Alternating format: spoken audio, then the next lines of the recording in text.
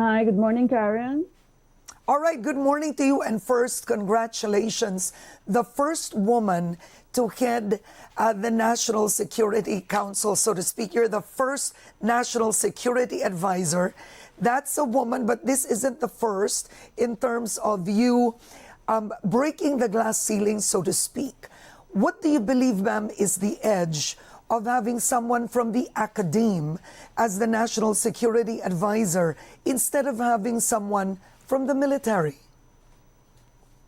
Well, not to denigrate the military because this has happened, Karen, I'm sure you know, 22 years ago at the National Defense College where, people were just saying that I will not last 1 week and I lasted for more than 3 years. So I'm sure you know, Karen, and you agree with me, gender doesn't matter. If you're bobo and whoever you are, bobo ka talaga. Pero if you have something there, talagang andon.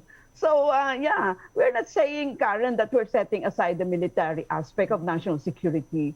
But right now, tinignan ko kasi, Karen, yung equivalent ng security sa Tagalog, yung katiwasayan ng kalooban. Alam mo yun, tiwasay yung kalooban mo, na meron kang kasiguruhan, you have some fair level of certainty that you're going to live up to, let us say, 78 for women and 75 for men, yung life expectancy, and that your children can go to school, with the full protection of our laws, etc. So, national security is human security, Karen. Yun siguro ang ilalagay kong perspective as a social scientist. And I'm curious, ma'am, will you be able to form a team? Will you be hiring or choosing members of the military to be with you? Karen, kasi NSA Esperon has not talked to me nor has sent signal that I will be briefed, so I'm blind until I know the organization.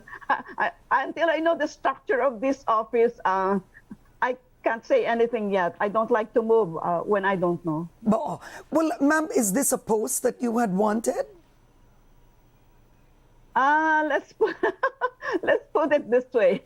It's something, I've been soaked in foreign policy, defense and security for as long as 56 years, Karen. You know that, no? You've been interviewing me for 1,000 years. Absolutely. So, ayokong dapaan, Karen, yung hindi ko alam. So, okay lang to. Alam ko to. Okay. All right. Let's start first with some of the things you've already said to the media. You said something interesting. The Marcos administration will be pursuing critical engagement with China. What does that mean to you? Well, critical and constructive, actually. And China is just one direct object. It can be India, Japan, US, etc. No? What it simply means, Karen, is as a social scientist, look at all your variables, the factors and forces that go into any relationship with any country for that matter. The only reason why we are really just focusing on China is that right now, a large of our concerns, security concerns for that matter, because of the contested South China Sea, is involving this particular country. But we can very well use that brush, that prism, for the rest of our engagement. Well, critical and constructive means that we continue talking, no? Because you know what the alternative looks like. We continue talking and we're looking for commonalities. Where there are commonalities, we agree on these commonalities step by step. Incremental siya until this is called the low politics area. Yung like climate change consequences or isda, no? Ano ba yung papag-awayan nyo sa isda? Of course, merong pag-aawayan, Karen, kasi unilaterally nag-declare sila ng fishing holiday, no? So sabi natin, Karen, parang nag-declare ka dun sa aming karagatan. So medyo ba isama mo nga kami sa decision making? So those are the kinds of things that we really need to do. No? Okay. So masasabi po natin, ma'am, na kumbaga mag-iiba ang ating foreign policy with China compared to the Duterte administration. Hindi naman siguro mag-iiba. Siguro mag-enhance lang, which means operationally, you're going to increase the level and the scope. Huh? Okay. China's ambassador to the Philippines declared that the West Philippine Sea issue can be resolved through bilateral consultation. Do you agree? I agree. We just keep on talking. But siguro we need some changes in our language, Karen. Let's stop talking about claims on kalayaan, ano? That's ours. So, iba naman yung nagkiklaim yan. So, huwag natin gamitin yung salitang claim, Karen. Atin yun di ba? So, pabayaan mo sila gumamit ng claim. Huwag natin gagamitin yung claim. Kasi atin yun eh. Sila yung nagki-claim, di ba? Or whoever. And what do you think will be the role of the United States under the Marcos administration with your advice when it comes to national security? Well, there is no doubt that for as long as the 1951 Mutual Defense Treaty is in force, then let us continue under that the defense framework and let us enhance that. Kasi, Karen, how long ago is 1951? Parang maraming years na yan, ano? Especially since the United States has declared a new framework, the Indo-Pacific framework, and let us not allow these two superpowers to make our region really the contest for their spheres of influence, no? Di naman po pwedeng parang tatanga-tanga na lang tayo diyan sa ano, hindi tayo tinatanong. Please, tanungin niyo kami, lalo na yung Philippines, na talagang right smack between the United States and the Pacific Ocean to our east and the China to our west. No? So I think we should be more, what is the term? We should be more aggressive and in terms of our national interests. And they have a right naman to declare what their national interests are. And where we have commonalities, di sige. And as I said, let's do it incrementally. Una muna tayo sa commonalities natin. And kanya nga, nalungkot ako, Karen, na dinis-invite nila yung China sa RIMPAC, yung Rim of the Pacific exercises. Kasama naman yan dati eh.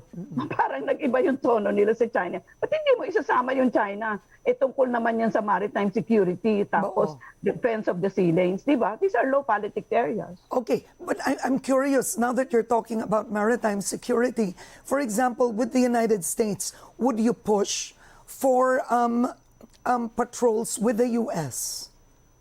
Yes, but let us involve all other actors. Okay. Kasi ang ayoko sa Western world, parang Karen, ang favorite verb nila is to exclude, di mo nakita, or to isolate.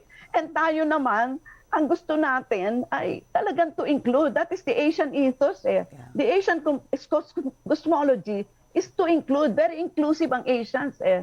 Diba? Ibang-iba sa Western prism. Kasi sa kanila, I'm sure alam mo na yung mga dinivide nila, Korea, Palestine, Cyprus, mahaba na yung listahan na yan.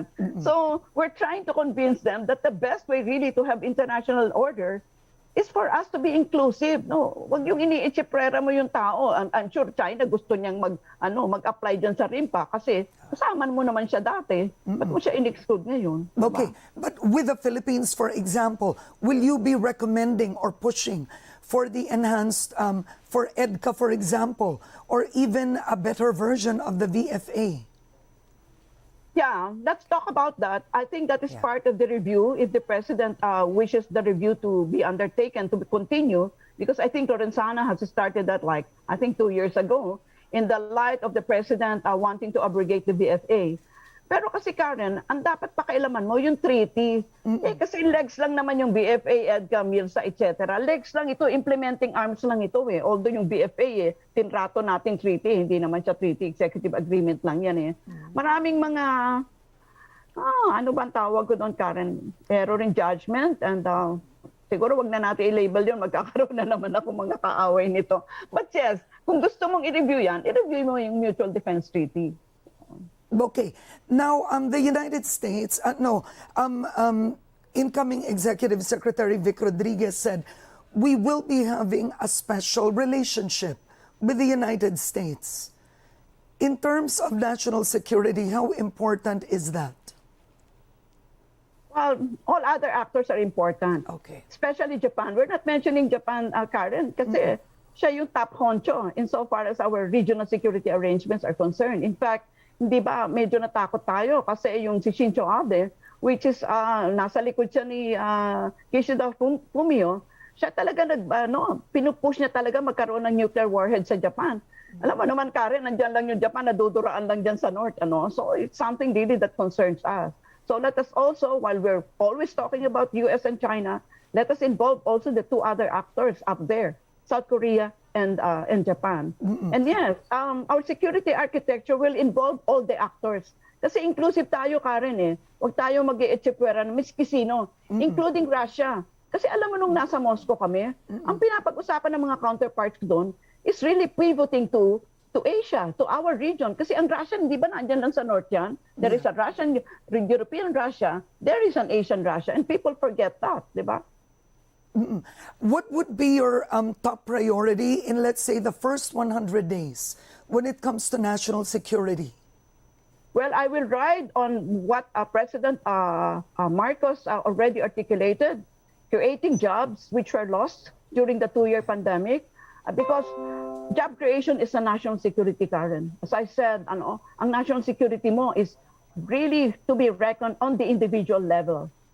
Paglabas mo, wala kang pamasahe, wala kang perang panggasolina, no? Food security, security ng water sources mo, no? Security of the air that you breathe. These are all individual security issues. The only reason why ang layo ng pagka-configure natin sa national security before is kumopya na naman tayo sa Amerikano dahil konsepto natin ng security, yung lampas sa ating karagatan, which is not the case. The security that will really concern us as individuals would be human security. Yung sinabi ko na kanina, energy, food, etc. No, but what's interesting right now is you're expanding the definition of the National Security Advisor in the country. Dapat naman. Bakit mo naman siya hindi i-expand? 22 years ago, yun ang ginawa namin sa NDCP, di ba? We redefined the notion of national security kasi ibang-iba na yung paradigm eh. Remember the National Defense College noon, gusto ng Amerikano, ang tawag natin, War College, sabi natin. Ba't naman War College ang ano mo dyan? Kasi tayo yung first defense college eh. So sabi natin, sabihin mo na lang National Defense College. Yun nga eh, masyado yung saklaw ng Amerika yung ating pag-iisip, pati yung ating theoretical frameworks. Amerika din, labas na tayo doon, Karen. Mag-declare tayo ng sarili nating framework because we understand ourselves best, di ba? And let us not look at our security issues from another prism, neither China's nor the US, but our prism as Filipinos. Okay. Diba? Do you agree? But I agree, but the question is, how do we as a country form even a prism, right? Well, our own prism. Yeah, you only need to change your perspective, no? I don't know if you've seen that movie, yung Vantage Point. Very instructive yun, no? Yeah. But with great difficulty, Karen. Pero kung gusto mo namang gawin, magsagwan ka sa ibang direction, magagawa mo naman. If there is the commitment and the courage to do it, magagawa mo yan. But sino naman ako kung nagtitinda lang ng maruya dyan sa tabi bilang NSA, no? It's really the President of the Republic who will steer the boat of our country. And I hope, and I think he agreed with me, mahaba yung usapan namin yung, kailan ba yung isang araw, we're on the same page on most things, no? So that is good for a start, no? Oo, I'm curious, may binilin ba si President-elect Marcos sa inyo? Wala naman, sa dami nga ng mga chismisan namin, hindi, alam mo ba, hindi nga nabanggit yung NSA until I was gathering my things already, yung bag ko, that's papaalis na kami dahil andyan na yung next appointment niya. Then sabi niya, by the way, Professor Carlos, will you accept to be my national security advisor? Ako naman sabi ko, yes, I will. O di tapos na yung meeting. Yung doon lang napag-usapan yung NSA. Ayun na yun. Yun na yun. So walang condition, walang bilin, walang kahit ano?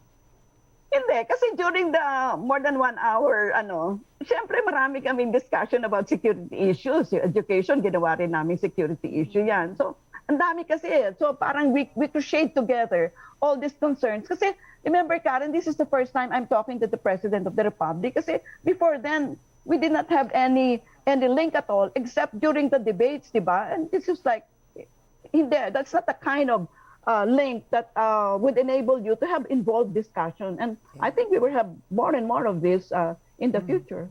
Okay. Now, as National Security Advisor, you will have a say on the role of the NTF-ELCAC. And I read that you want it to continue. Yes, where you have successes. Kasi hindi pa ako previous sa nitty-gritty, mga detalya nila. So pag-aralan ko pa yan. Where you have success, Karen, ituloy mo siya. Para namang katangahan na success ka na nga tapos hindi mo itutuloy.